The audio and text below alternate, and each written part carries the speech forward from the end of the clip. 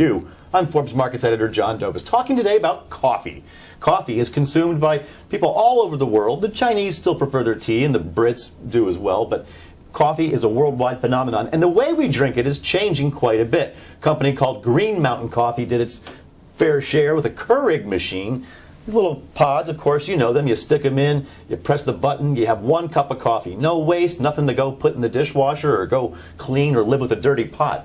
Of course, this is the way we drank coffee as Americans for generations, the Mr. Coffee machine. Joe DiMaggio, spokesperson in the 1970s, he liked pouring his Joe from a glass carafe of Mr. Coffee. But with K-Cups now, you really have a big fundamental shift in the way people drink coffee.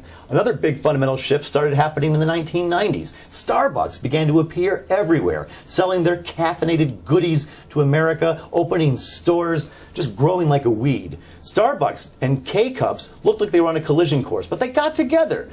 Starbucks made K-Cups with Keurig, Green Mountain Coffee, the company that makes them, GMCR, and they sold them through distributors and retailers, and this may have been more of a case, though, of keeping your friends close but your enemies closer, illustrated by Vito Corleone in The Godfather, because Starbucks announced this week that it is coming out with this machine called the Verismo.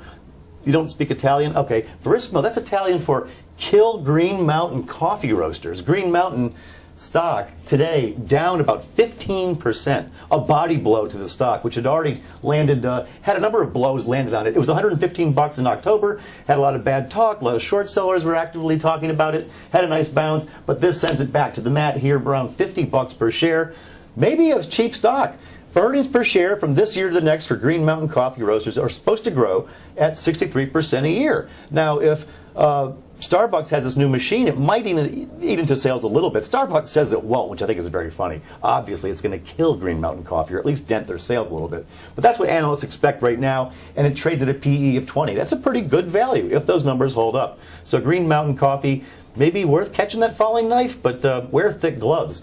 Starbucks, on the other hand, wear some gloves too, because it's so hot. There's no room for milk. It's filled to the top. New high, $52 per share. Folks, 6 months ago, back in October, this was a $36 stock. This thing is screaming. Not as attractively valued, however, as Green Mountain Coffee. EPS are expected to grow 22% from this year to the next, from last year to this, I should say, and a PE of 28. So not as much of a value.